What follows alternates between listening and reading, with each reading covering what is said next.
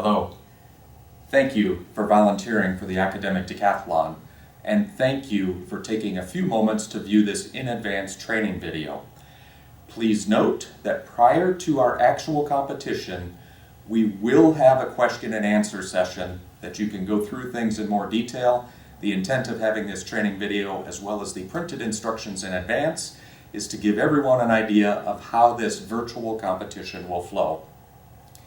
If this were a physical competition, many of you know this, you would show up at a school, you would be assigned to a particular classroom, you would physically be seated, students would walk in the door, they would either go through their speech process or an interview, you would fill out a paper ballot, send it on its way, and the next student would come in.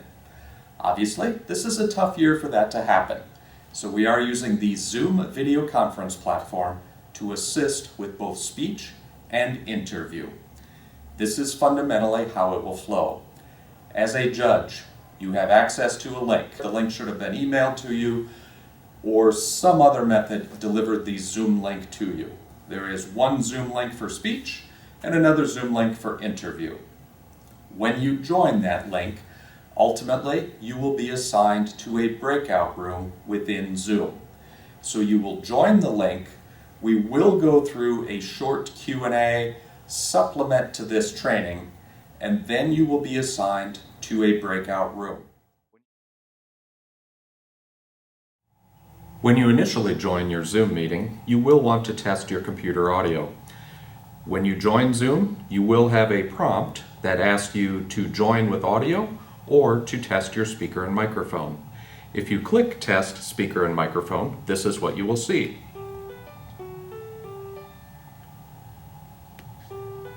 You will specifically see an item that asks you if you hear a ringtone. As I hear a ringtone, I will click Yes, and now Zoom is prompting me to speak and pause. I can hear my replay, so I will simply click Yes. And now I know that I am connected to Zoom properly. I will then click Join with Computer Audio, and I am connected to my Zoom meeting. The next thing you will want to pay attention to in your Zoom meeting is the ability to control both your microphone and your camera. If you hover over your Zoom meeting window, you will see down in the lower left there is a button that says Mute, and there is a button that either says Start or Stop Video. If I click the mute button, it turns off my microphone. As a speech judge, you will likely want to keep your microphone muted while the student is speaking. As an interview judge, you will want to keep your microphone on, as that is a fundamental premise of interviewing. When you arrive in the Zoom meeting room, you may already be named. If you've used Zoom previously, you're likely to be named with your prior Zoom name. If you have a Zoom account, you are likely to be named with that Zoom account name. Or if you are using a corporate computer or someone else's machine, you may be named with whatever the login criteria is for that particular machine. Regardless of how you are named when you come into Zoom, we do ask that you rename yourself to reflect your room number and your judge number. There are a variety of ways that you can do this. One of which is in the lower left-hand corner of your screen, where you may see the mute button and the video buttons, your name may appear. If you click your name or you right-click your name, depending upon your configuration, it will bring up a window that says Rename.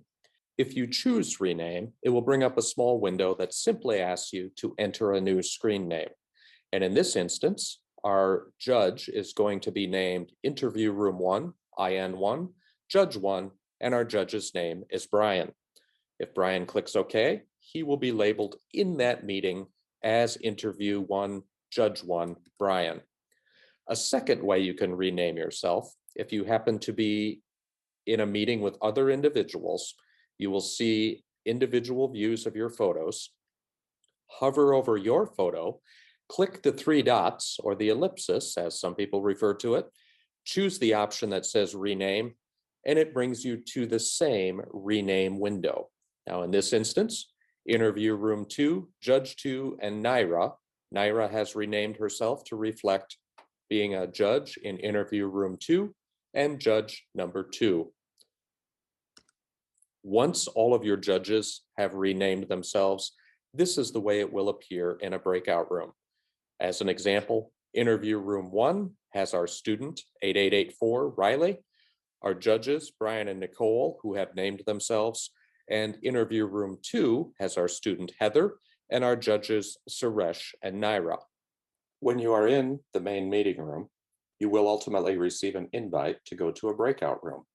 This will be something fairly simple. A pop-up will appear asking you to join the breakout room with the wording that it is inviting you to join a particular room, should match up to the room you've been assigned to. When you click join, you will be transferred to a breakout room. Please don't leave the virtual room. There are breaks built into the schedule. Please leave yourself logged in, but don't leave the virtual room. You may leave the physical room wherever you are, but don't leave your virtual room. And finally, when it is time for the student to exit the breakout room, the student will click Leave Meeting. It will typically bring them a pop-up that says Leave Meeting or Leave Breakout Room. It is important that they choose Leave Meeting. If they leave the breakout room, they will go back to the main meeting room, which is not a huge crisis. However, the meeting facilitator will then simply tell them to leave meeting. So remind your students when they are done with their interview or their speech, click the button that says Leave Meeting. If they are prompted a second time, choose Leave Meeting. As a judge, when you are complete, if you wish to return to the main meeting room following all speeches, you can click Leave Breakout Room. If you desire to simply leave without returning to the main meeting room, again, you can also choose Leave Meeting.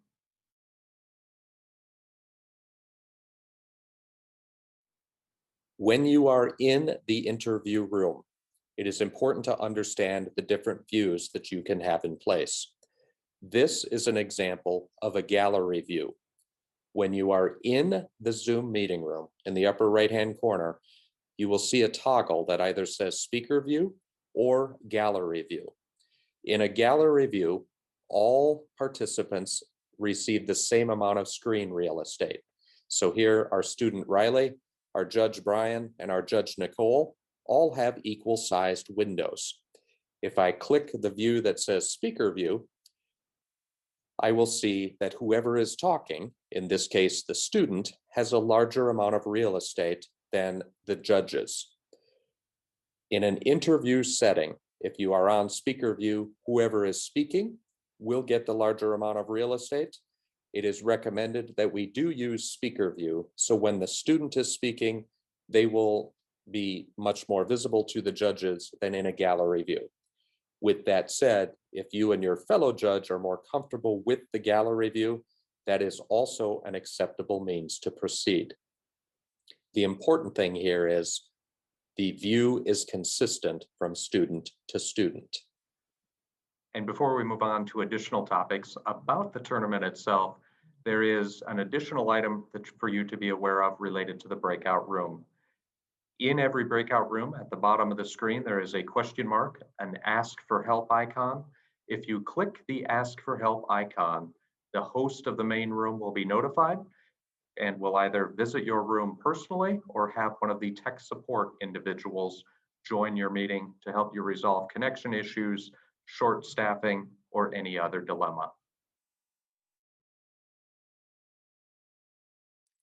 And now let us take a moment to look at the interview evaluation form. This is something that each judge will prepare for each student as they come through the room. This is prepared in two distinct steps. The first is prior to the student arriving or immediately after the student arrives. You will populate your email. For purposes of this demonstration, I will use sample@usad.org. You will click the radio button for your appropriate interview room. In this instance, I'm judging in interview room 1. I will put in my name, Neil Sample, for this purpose, and I am judge number 1 in room 1. With those radio buttons populated, when the student arrives, they will confirm their student number with you. They may introduce themselves by name, but as a judge, what you truly care about is their number. I will populate this sample ballot with student 9998 to ensure that it is clearly showing as a sample ballot. I will click next, and it brings me to the actual interview evaluation form. As a judge, you will go through the interview process. When the interview process is complete and the student has left the room, you will then go through and populate the evaluation form.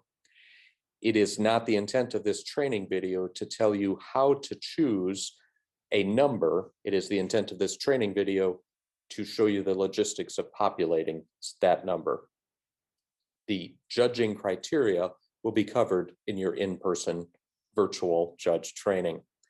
So for purposes of this sample exercise, I will just choose sequential numbers, again, to show that this is purely a sample ballot.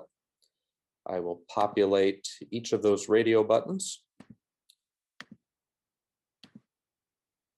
And when I am complete, there is the opportunity to provide comments. Please note that these comments do not go to the student.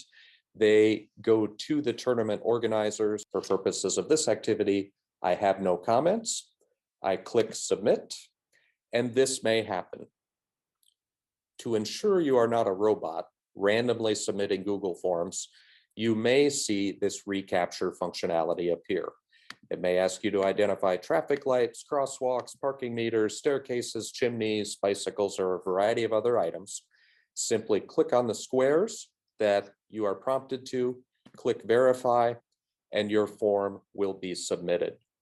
In rare instances, you may have to go through the click on pictures activity twice for a single form to be submitted. When my form is submitted, you'll notice I'm prompted to submit another response.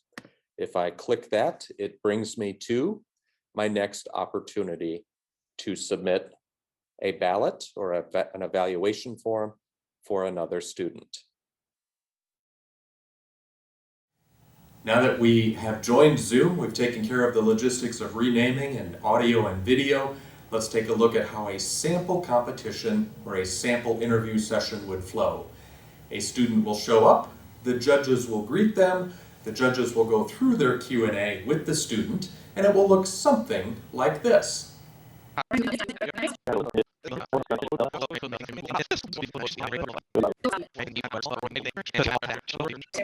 Now that was a relatively fast-forward interview session, giving you a flavor of bouncing back and forth between judges and student. We do ask that interviews are approximately 7 minutes long. This is not a scenario where you are timing, and if you reach 7 minutes, you cut the student off mid-speech, but please be aware of the 7-minute guideline. If you cross over 7 minutes and the student has wrapped up an answer, it is a good logical time to end that interview. If you are approaching 6:50 and the student has just wrapped up an answer, perhaps that is also a good time to wrap up the interview. Again, 7 minutes as a guideline, logically end the interview. Again, thank you for joining, thank you for watching this preview video, and thank you for supporting our students.